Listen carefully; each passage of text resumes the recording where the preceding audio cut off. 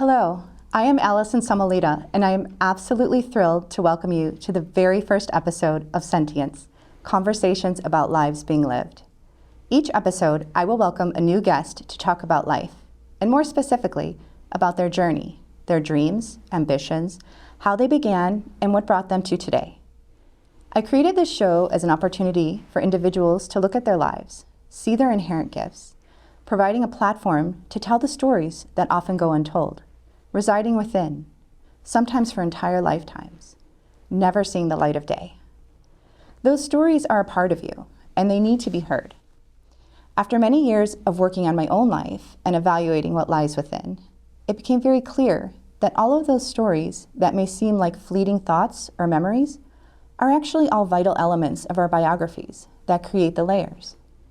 I came to see the depths of importance in understanding one's ability and need to truly feel those stories, hence sentience, which is the human experience of feelings and emotions. That sensation you feel in your heart when a memory is brought to surface, or when you come to see that something familiar is ending, the fears and joys, that is sentience. My hope for this show is for each person to begin to see his or her own unique greatness within, rediscovering oneself in many ways, and, in turn, inspiring others to begin to explore their stories and lives, an organic process of human connection. Now, without further ado, I would like to welcome Sentience's very first guest, David Barry, a talented filmmaker that I feel very honored to have been mentored by on my own path to television production. Dave, welcome to the show. Thank you. It is an absolute pleasure to have you here today. Thank you. Congratulations. It's great to see you actually doing a show. Thank you. Thank you. It has been quite a journey, and I'm just thrilled. And I'm really excited to talk about filmmaking today. It's a passion of mine, and really both filmmaking and television. And so being able to meet more and more people in the industry is it's a wonderful feeling. And so I'm very excited today to talk with you about how you brought your interests together of film and music. So why don't we start with you telling me a little bit about yourself? I'm a filmmaker. I was born in New Jersey. I went to school at UNLV. I played music in my 20s and got into film because I wanted to support the music that I was making, and then I kind of fell in love with filmmaking, and it kind of grew from there. And I've made 10 feature-length documentaries, and that's what I do. So what brought you from Jersey to UNLV? That's quite a yeah, it was. Well, I got accepted to the architecture school there. That's what I had originally gone to school for. Okay. And it was a master's program. It was 2,500 miles away from New Jersey, and you hit your 20s and you're that kind of rebellious kid. You want to get as far away from, what you knew as possible. And Las Vegas was a very interesting place to go to college in the 90s. It was. I bet. Formative. Desert life. It's a unique experience. Yes. It's a unique experience. Okay, well, you've kind of answered my next question, but what brought you to filmmaking, and how you decided to, because you said you started in architecture, so what brought you to filmmaking and deciding to focus on music and specifically documentaries? When I was in my early 20s, I was going to college, but what I really wanted to do was play music. And I was in a band that was actually pretty successful, and we were very close to signing a record deal in the 1990s. But I was going to school for architecture. So what got me into film, if you're taking architectural classes, it is a very, very engineering-based type of curriculum. It's very heavy on your class load. Like I was taking 18 to 24 credits a semester. It's really heavy. In graduate school? No, this was fourth year, fifth year level. Okay. So it's very heavy, and your main studio class where you're doing all your drawing and stuff like that it's like a full-time job, and then it's like having two full-time jobs literally. And so you look for that class where you're not going to get a lot of homework. And you have, if you're chasing a degree, you have different things that you have to get, like you need English credits, you need this credit, and communications was one that you needed. And in communications was television production. And you couldn't ever get any homework in that. So everybody wanted to take that class because our class loads were so heavy. And I was lucky enough to get into it. And I got into it at a time when I was burning out on architecture. And I had a wonderful, wonderful teacher who was only a couple of years older than me. His name was Bodie. And Bodie convinced me when I was starting to think like I needed to take a break. He said, no, just stick with this because you have a natural eye for it because of all the art classes you took for architecture. Like framing became very natural to me. So he just kind of like opened up the school to me and let me like go at my own pace. And I already had enough credits to graduate with a communications degree. So they kind of sped me through on the communications side to just get the television courses. But the other interest in it was that because I was playing music, and in 1990, like MTV existed and things like that. But in terms of presentation for a live band, there wasn't much done yet until 1991 when U2 did Zoo TV. And that was when they had all these screens, and I was a big U2 fan. But we saw that as a band, and our brains were just blown away by it. And we're like, how do we do something like that with what we're doing? So I was like, oh, well, I'm going to apply what I'm learning to this. So everything was always based on, I learned how to do everything because I was trying to do something. So like, if I'm going to I want to create video backgrounds for the band, well, how do I shoot it? How do I edit it? How do I, what do I need to do? So it was always serving what I was trying to do. Okay. And that led me into filmmaking, and here I am. And that's really nice to hear that you had this communications background. That's actually what my degree was in. And that's what I love about communications, is that you can take so many avenues with it, and it can lead you in so many ways. And so that's really very nice to hear that that was your path. And something that I was curious about, because what I would think in terms of filmmaking and music, people would always gravitate towards music videos or that genre. And you specifically focus on documentaries. Yes. What was is that a passion of yours, or what brought you to that? Well, so I got into it in 1995 probably. I made my first documentary 2005. So you're talking 10 years later. So it was a process that I went through, and I learned everything. I started as a production assistant, and then I learned how to do camera work, and I learned how to do audio, and then I learned how to edit, and all these things. You're learning how to build a career, right? But in the back of your mind, you're also learning about storytelling. And I think my niche is really I'm a storyteller, and I'm good at helping people tell their story. So that leads you to documentaries, right? Okay. And the documentaries that I've made are all music-based because of my, my life as a musician, and music is a passion of mine. So, so they really kind of do gravitate to, where your interests are. Okay. Okay, that makes sense. I love that. And how would you define your musical influence? My musical influence? In what way? What do you mean? Well, with your films, you really covered different styles of music, very different styles of music. Yeah. So do you have a specific style of music that you love, or is it all music in general? Well, I mean, I love all music in general. The different films I've made a lot about Hawaiian musicians because I live on Maui, and I was very blessed to work with Uncle George Kawamoku Jr. for a long time. And I met all the slack key musicians, and I was very moved by the fact that these were guys who were tremendously talented musicians. They were playing a beautiful art form that was carrying the culture of Hawaii and the songwriting and the storytelling. But most of these guys, they would go out on a tour and they would play little theaters, and they would come home and they had day jobs.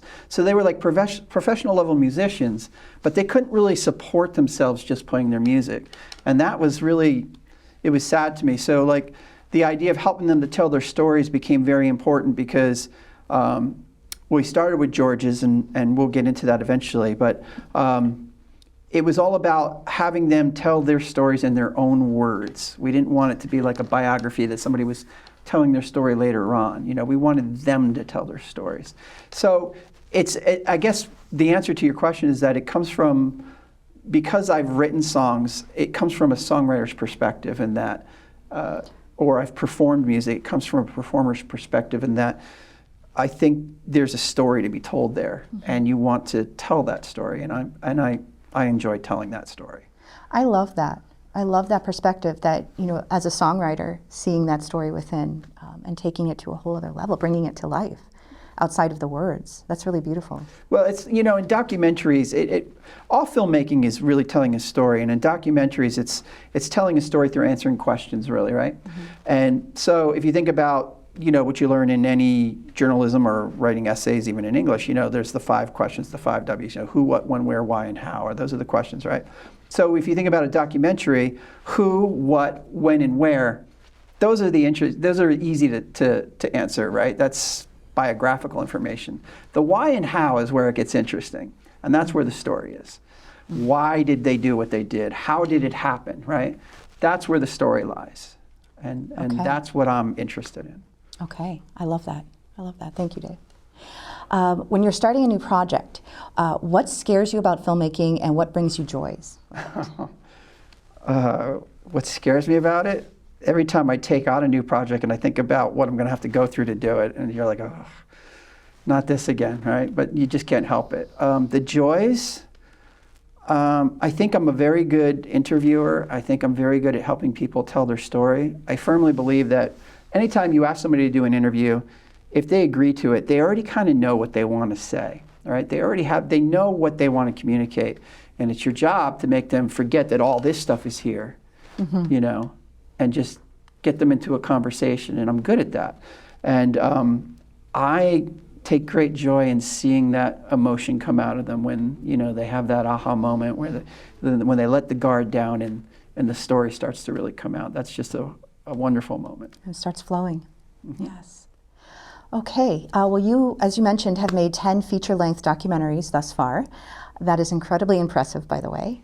I would like to start diving into a few of your films. Sure. That really exemplify your varied taste in music. So the first film that I would like to cover is Midnight Muse, which looks at the lives of musicians during the mid-20th century on the Las Vegas Strip, as well as current-day musicians that are influenced by that era. So can you tell me what brought you to make that film? Yeah, I went to college in Las Vegas. I made that. I was living on Maui already, but I have all my production contacts back in Las Vegas. And there's a wonderful guy named Philip Norbert, who's a producer I know, and he was working with a woman who was involved in jazz music there, and she wanted to tell this story. And they had a very small budget. A very, very small budget, but they know.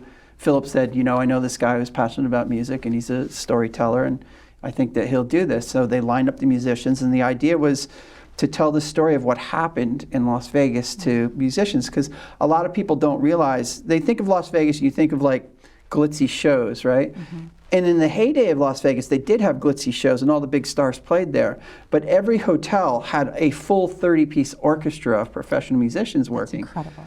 And it was a place where people could go in the 50s and 60s and even the 70s, and you could be a trumpet player, like the third seat trumpet player, and make a really good living and be able to like have a house and a family and all these things, where in any other city in the country that would be impossible. They'd be struggling to pay the bills, right? But in Vegas, these guys had real jobs that were, careers, and they had a strong music union, and the film tells the story of how that grew, and then how it ultimately died and what happened. And it was a wonderful thing to be involved with.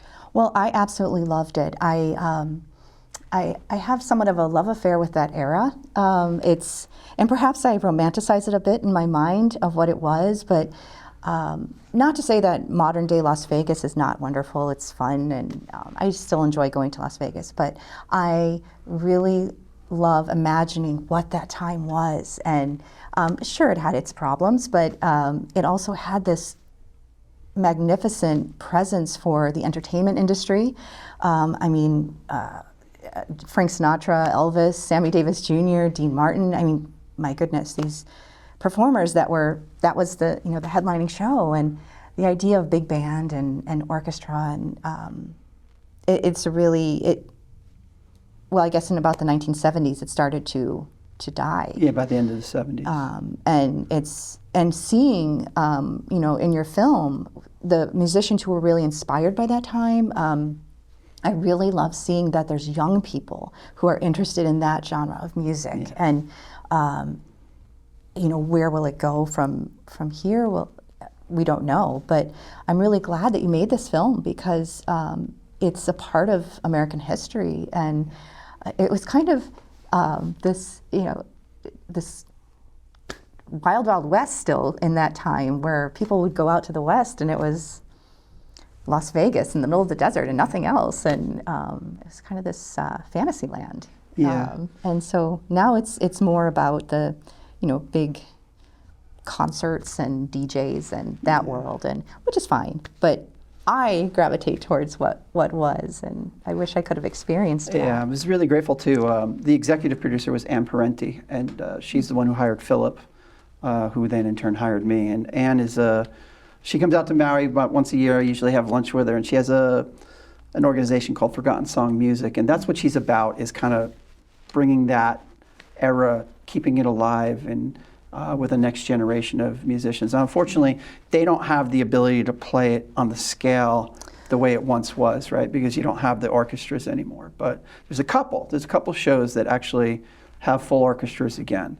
And is it very niche though? It's like Celine Dion's and things like that. Okay. But so what do you think the future holds for Las Vegas? With this interest from the next generation, do you think that there will be some sort of revival where it will come back in some way? Not like that. No? No, you'll see like major artists four-walling showrooms, and they'll come in and do a show for like a residency or a mini residency for a few weeks, but they'll bring their own musicians and things like that. It's never going to be the thriving thing that it was. What a special time. Yeah, it was. Well, we have a clip from Midnight News that I would love to share with everyone. So if we can bring that up. I guess in a word, music here was wonderful. You could just about say this was music heaven.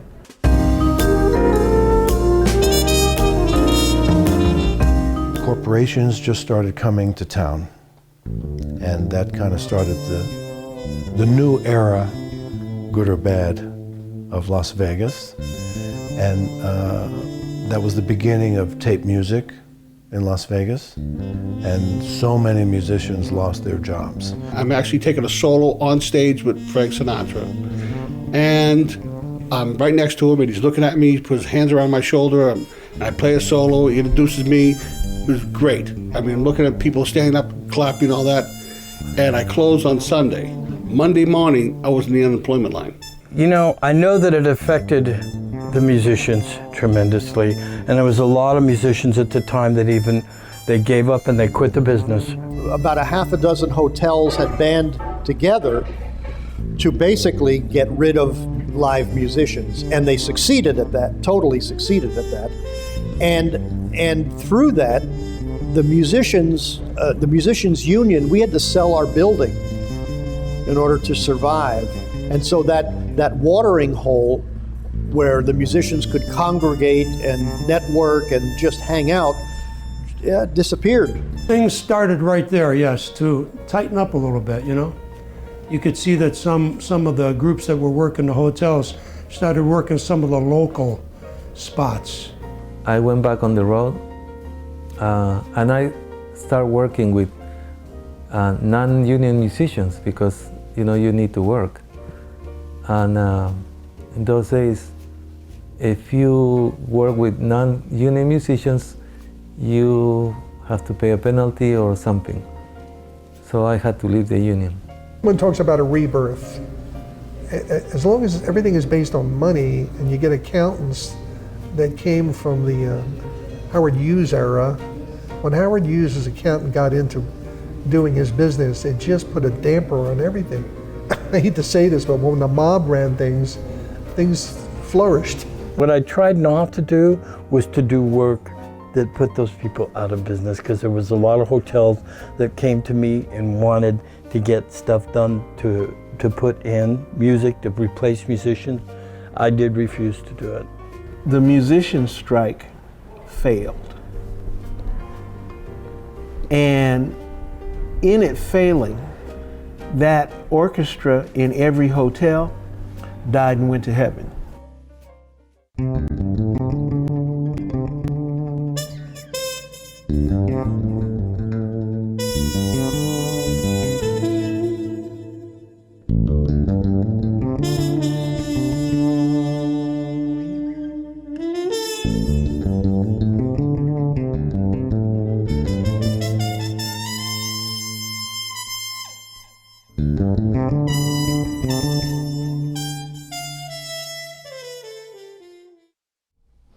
Okay, wow. I mean, the emotion that you can feel from the individuals that you interviewed, it's powerful.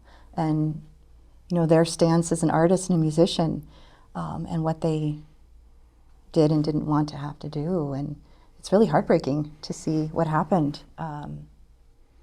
What are your feelings about what was and what is the Las Vegas music scene? I mean, it's sad, but that's what history is, you know. I mean, change is inevitable, right? It couldn't stay that way forever. You kind of wish it could. I think I tend to agree with him. I think Vegas was probably a more romantic city and a better city when the mob was running it or whatever, as it's said in the film. I love that quote. You know, it was an era that I wish that I could have seen it happen before I got to Las Vegas. But I was very blessed to be able to speak to a lot of people who lived it. You know, when you're talking to the trumpet player who was doing solos with Sinatra or the bass player that was backing Elvis, that's, you know, it's a pretty amazing thing when they're telling you what that was really like. And that they could make a career out of it. Yeah. That's magnificent. Okay, well, as we're moving along here, the next film I would like to look at is Seeds of Aloha, a beautiful film about the life of legendary Hawaiian musician Uncle George Kahumoku Jr. and his journey both with music and his profound work in giving back to the community, and how these elements have reached so many in Hawaii. So, Dave, how did this project come to be? I met Uncle George through Chivo here at Akaku, actually. I was making an app for the iPhone called Mobile Maui, and it was all about Hawaiian music and culture. It was just playing videos. And I wanted a Hawaiian musician, and I was talking to Chivo about it, and he said, oh, you gotta meet Uncle George. So he took me up at Uncle George's, and we shot 2 music videos for my app. And in the process of it, you know, like, by this time in my career, I've worked with Grammy-winning musicians before, and Uncle George had won 4 Grammys by that point. So you have this picture in your mind of what these people are going to be like. And George is the polar opposite of it. You get up to George's house, and the first thing is he's got this big breakfast for you, and you're going to sit and eat this meal, and then he shows you around this amazing farm of his with all these, and it's all organic and how it all works together with his ducks and his goats and his horses and his chickens and, you know, all the kinds of food he has. And he's just, you could feel this mana and this energy from him, and it's his passion, really. Mm-hmm. And then you get down to actually shooting the music. So I was up there for 6 hours. We spent maybe a half an hour actually filming.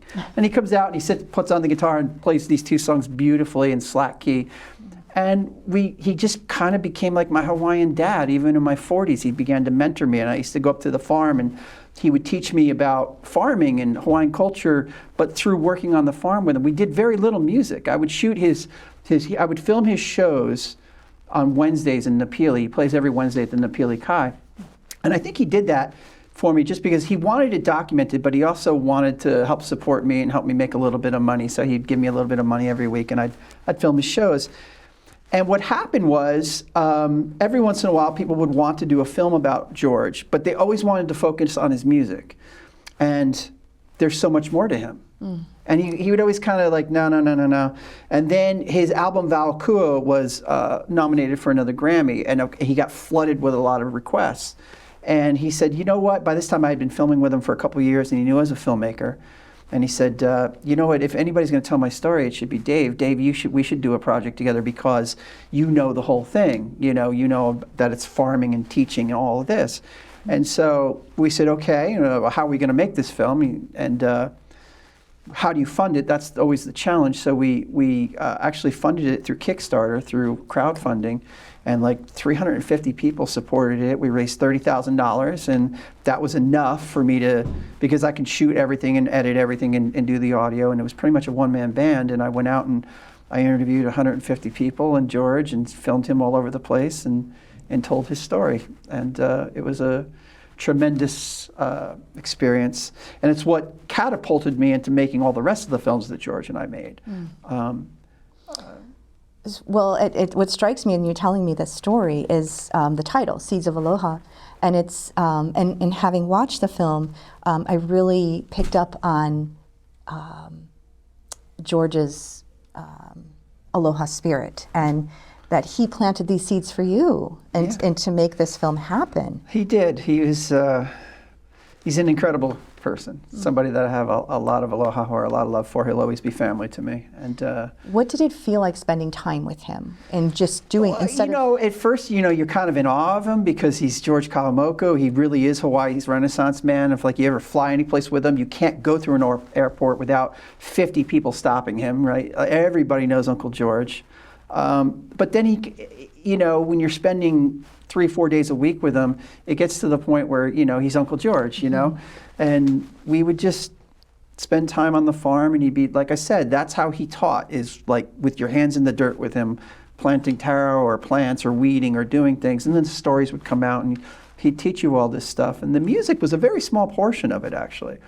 It's what he's known for. And he's won all those Grammys, and he is one of the best, slacky guitar players you'll ever hear. And that was always interesting to me because we'd be doing all these other things, and then every once in a while, we'd do a music project. Like I recorded 3 of his albums for him in his living room. We'd mic him up and do this. Really? And so we'd be outside doing all this stuff, and then we'd come in and he'd put on the guitar, and I'd have moments where I'd be listening to him, I'd be going, my gosh, he is amazing. He's an amazing guitar player. But you don't even think about that because we were just outside, weeding and doing all these things, Living life. So it was always refreshing to be reminded of what an awesome talent he is as well. He's that sounds an immensely amazing. gifted musician. That sounds very special. Quite a unique experience to have. Yeah, it was. I was very blessed to spend time with him. Well, as we've discussed, he has won Best Hawaiian Music Album 4 times. He's won a Grammy for this, which is amazing. What struck me in watching Seeds of Aloha was, despite having this international recognition, Uncle George remains humble and very connected to the land and community. That is, like I said, that's very special, and really leaves the viewer with the understanding of the Aloha spirit. Yeah. So I'd actually like to share some of this, this film for the viewers. The thing about songwriting is that, our song really comes from the heart. It comes from the aina. It comes from the ocean, from the kai. It really is a reflection of our environment around us. A lot of the tunes come from ancient chants, like that turnaround. It's like, so even at the Kamafua, hey, no, Kamafua, they all came from actually the chants. Brought by the sea, wide open spaces, grass, far as the eye can see. Like Eddie Kamai's song, A Cool Morning Dew, inspired me to write Kaimalino, the piece for see about getting up in the morning. It was a song about mornings, kakahiaka. And even right now we have a nice morning with the sunlight is right, it's so quiet, you're among nature. So actually I write my best songs between 2 o'clock and 4 o'clock in the morning. Hawaiians either call it the aomoi, you're half awake, you're half asleep. So actually you're in the spirit world. Yeah. So you're calling all the spirits to be with you at that time. It's quiet, and so much times when you're living a regular life, we got so many distractions, cell phone, this, telephone, people, and early in the morning, there's nothing but you and nature. So that's where I find the most inspiration for writing songs. Walk by the sea, wide open spaces, grass as far as I can see.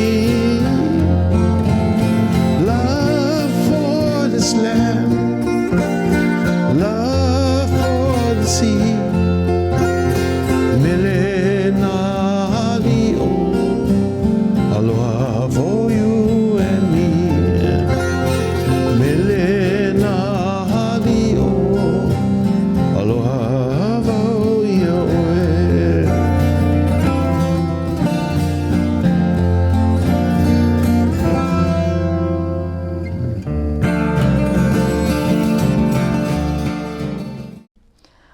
Wow, that is just such a moving song. Absolutely beautiful, absolutely beautiful. And it just really, for me, exemplifies the Hawaiian spirit, and his words and everything about it is just beautiful. So. It's an amazing thing working with those musicians. There was a moment that I share with people. When I was making that film, I went to California and I was filming a ton of interviews, and I drove all the way up to Paradise, California, and I was driving back down to LA to meet George and Uncle Richard Ho P.E. and a few other musicians. They were playing a show there, and we were going to film the show, and there's scenes from it in there.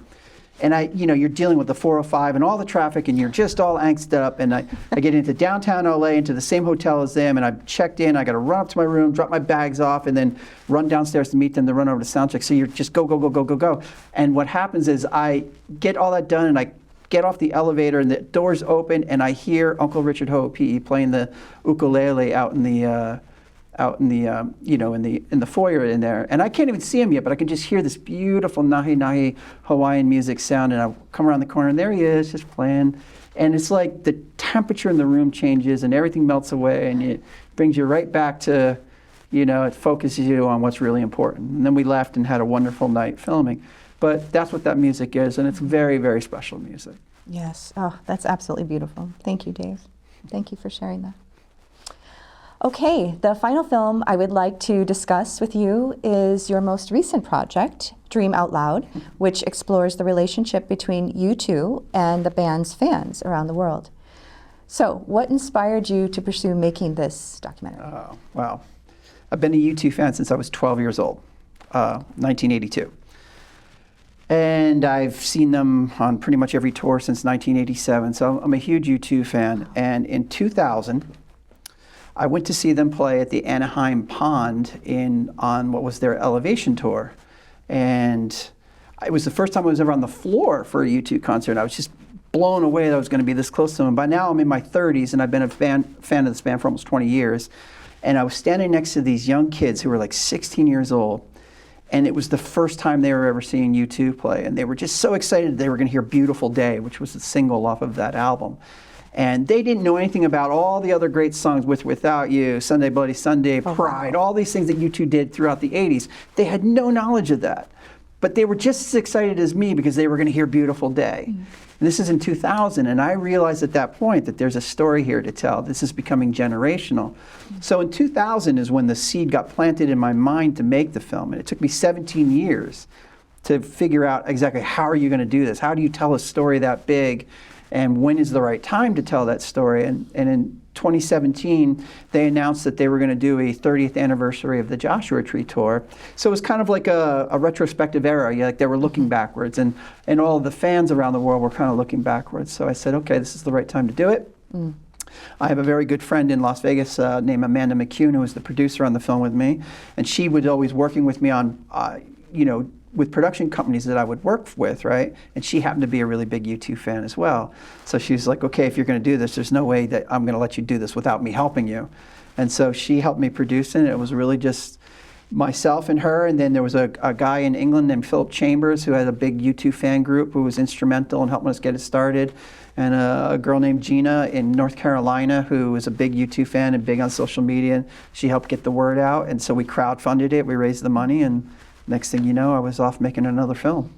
That's amazing, and to have that sort of support it just seems vital, and it was, and the passion behind it. Yeah, it was an interesting thing when I went to set up the plan. The plan was to go to 5 cities and maybe interview 50 people, kind of cross-section the U2 experience, and tell a nice little story, because you don't know what you're going to get from it.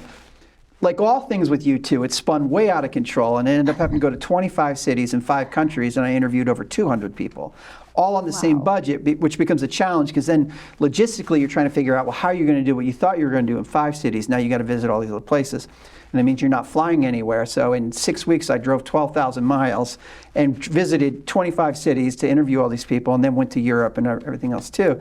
It's a huge logistical thing that, Amanda was amazing because she helped schedule all the interviews, and I would get to a space where I was going to be interviewing people, and I'd have an email that broke down who I was talking to and what their story was, and then I'd show up on set and I could have these wonderful conversations with them.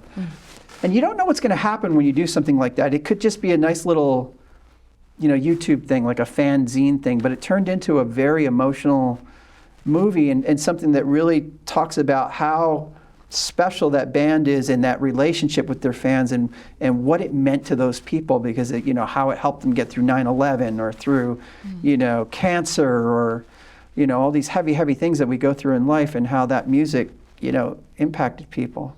And then we were lucky enough, of course, to speak to Bono himself, and it was, it was a tremendous thing. Well, that really leads into my next question. In taking on an endeavor like this with a band that has such a global reach, it's not. I imagine it's not a very easy thing to do. And so, I would love to show some footage of you meeting with the band. Prior to filming. And yeah, I wanted to share this because I think it's really important. One of the things that people always ask me about doing this stuff is like, how did you get to do that? And the simple answer is well, I asked. And it was a mantra that I had making the film: if you don't ask, you don't get. And it came from my friend in England, Aaron Govern, who has since passed away, who was a very big U2 fan. And we used to talk over Skype all the time as I was making this. And like, how am I going to be able to do this? And Aaron used to work with a U2 news site called at U2, and he was one of the main writers. And so he had inroads into their management, and he had a lot of knowledge that I didn't. And he was like a mentor to me through it. And he was always like, well, just go ask, because if you don't ask, you don't get, right? And that's what I always tell people. And this is a great example of that, because how do you take a small filmmaker like me and go and speak to the biggest rock band in the world and get their inclusion even 1 minute of their time? Most people would be like, well, there's no way you can do that. Well, yes, you can, and this is how you do it. Okay, well, I would love to show a little bit of footage of that. Sure. You can pull that up. I know you guys are really busy, but I'm going to be at a lot of the shows. We're going to be at a lot of places for you. Okay, so Amanda. Dream Out Loud, I'll remember that. We're trying to get Jennifer to send Jennifer a message if you wanted to. Sure. Here, Love that. give us a call. Yeah, we should do that. We should try and do that. Don't mess with the edge. Edge is on. I don't mess with the edge. Okay. Are you right on Saturday? You make sure that Ryan knows that. Do your best. I mean, it's chaos in here. Our job is to put order on the chaos. That's great. So those are just like two clips. First, it started with talking to the Edge, and then, it took almost a year later. But there I was talking with Bono when we finally got it set up. But they knew about it. You ask them, and in the beginning, they didn't know what I was doing. And Edge is like, okay, right, Dream Out Loud, I'll remember that, right? And then you see them over throughout the tour, and you're talking to them. They're like, yeah, we're going to want to make something happen. And then finally, that last conversation was with Bono was the last trigger where they said to their security guys, okay, let's have them back on Saturday, and we'll make something happen. So that is absolutely amazing to hear. That's how you do that. Congratulations. Oh, wow. What struck me throughout the film was the level of emotion and connection with the fans, both with the band and to each other. And how U2's music has created something so much more than selling albums and concert tickets. And how they brought in the idea of paying it forward and helping others through, being able to highlight that in their shows and bringing attention to issues around the world, be it poverty or health crisis. And I think that's really extraordinary for a band at that level to use their influence in such a powerful, deep way. And how the fans responded to that. And because people can say things, until, what is the saying? Till you're blue in the face. Till you're blue in the face, yeah. But the fans really absorbed that and listened and created change within their own experience. And another thing that I really found to be interesting was how the fans created their own pathways with art through U2's music, which you show in the film. And it's just this fascinating process that has evolved with the band and the fans that have, I mean, they've been around for a few decades now, what, about 40 years? 40, almost 50 years. And a lot of those fans have been around for 50 years. Or I like in your film how you show the generations. You know, young kids now who are their parents loved it, and in the womb they were being sung U2 songs, and so it's quite a story that it's you know, an uber famous band that used that fame to change the world in a lot of ways, at least for their fans, and I think that's extraordinary. So. I would love to show a bit of Dream Out Loud, if we can bring that up. At the heart of who I am, I do understand that I am still the same person who went to see The Clash, who went to see the Ramones, went to see Elvis Costello, and had my life turned upside down by music. So I'm much more like the people in your film than I am probably the band in some way. Literally having a Sunday lunch, and there was a small little article in the paper, and it said U2 rumoured to be appearing at Blackstaff Studios in Belfast for a St Patrick's Day recording of the Old Grey Whistle test. So I went along, and the two limousines came over the hill, and the back window came down, and Bono was in the back seat of the car. All the doors open, the whole band get out. And I said, look, is there any chance of getting us in for the recording? And he said, I'll send a guy down for you. And we spent the whole day with the band. It was the day the album was released. If you take the first 3 songs of the Joshua Tree all together, that's really taught me the most about myself, you know, where the streets have no name, like wanting to find that place that, you know, where everybody can just be, you know, nobody labels each other, and then going into still haven't found what I'm looking for. Like, I finally went to the Joshua Tree this past spring. I realized then, like, because I knew the plaque was there, you know, have you found what you're looking for? And the answer, like, just came to me, and I started crying. You know, it's just a tree in the desert, but it stands for a lot. What I discovered about myself was it's the search that's important, and what I was looking for is that I want to be okay with looking my whole life. When I made my first trip, I was very moved by reading the stories of everybody else that traveled around the globe, so essentially to experience the spiritual oasis of their fandom. I actually learned to play drums along with U2, with Larry. So I actually took one of the first drumsticks that I ever used and buried it under the tree. I'm a professional artist who has long found inspiration in the music of U2. The Joshua Tree album has fueled more paintings than any other music. It has a strong visual component to me, like a sketch or piece of a story. When I went, just got the feel immediately that so much love for the band had been felt there. It's really then when it hits you how much it means to so many people. Put that photograph, put the message of my day with U2 in my email, and put it in the box, the silver case, and I've had messages from all over the place. Do you know that quote that Bono said something about the desert once, that it aches with a strange kind of fullness? And that's how I feel every time I'm out here. I think the band has a real sense that, you know, of who pays our wages. Now, I don't even use the word fans. It's a strange thing. It's a beautiful word, but I always feel that we have something else going on in our relationship. I wouldn't call it just fans. They're feisty. Our fans are pretty feisty, and you know, they let us know how they feel, love or hate.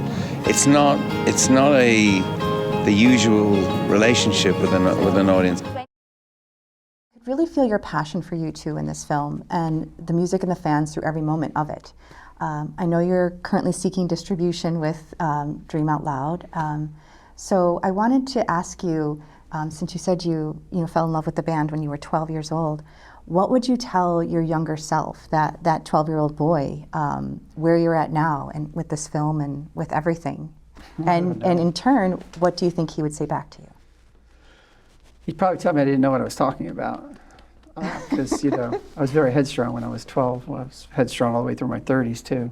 So I don't think you can really tell, you know, your younger self anything. I think those are lessons that you have to learn along the way on your own. I don't think there's I don't put a lot of stock in the thought of, well, if I could go back with what I know now. I think it's all about the journey of learning it as you go. So, you know, it was their music has been something that has been in my life since I was 12 years old. It's a very central thing to me and to millions of people around the world. And it was a film I wanted to make for almost 20 years that I went and made. And, you know, I feel grateful that I had the opportunity to do it. I'm grateful with the amount of support that they've given me through the process. It's not completely completed yet. There's still a few things I'm going to do to it.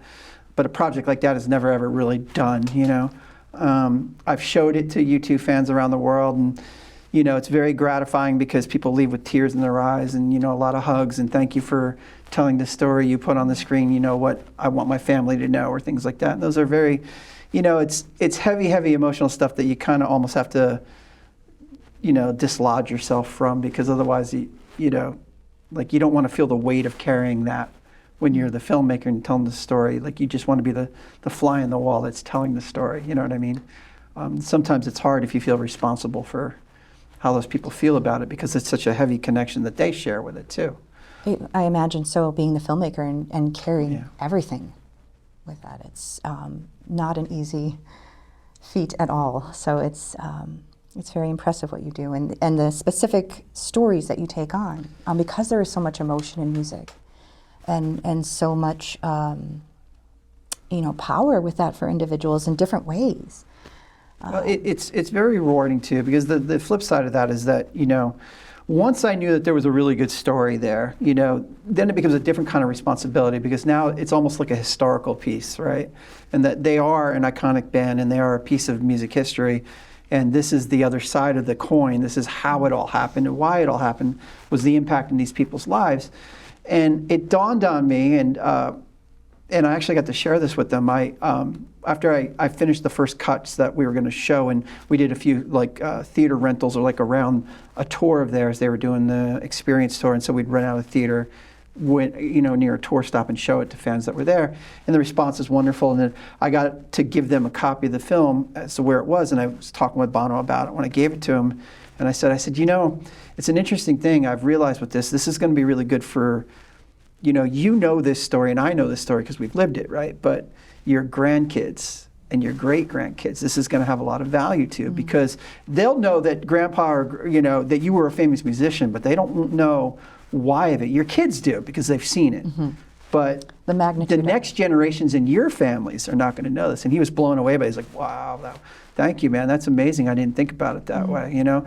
And that's what that film is going to be, is it's not really ever going to have a shelf life. It's just going to be this great kind of, you know, documentation of why that band became what it did. It's a living, breathing documentary that will so go on it's forever. pretty special. It sure is. Well, I'm very excited to see where you go with this. And it has been an absolute pleasure, Dave. Thank you. It's fun talking with you today about storytelling and your love of music. You are a very talented filmmaker, and I wish you great success going forward. To see more of Dave's films, visit David Barry Films, that's Barry with 2 R's, .com. And thank you for joining us for the first episode of Sentience, Conversations About Lives Being Lived. All episodes can be watched on Akaku, Channel 55 in Maui County, and streamed everywhere on the Akaku Maui Stream app. I am Alison Samalita, and I look forward to seeing you again next time. Thank you.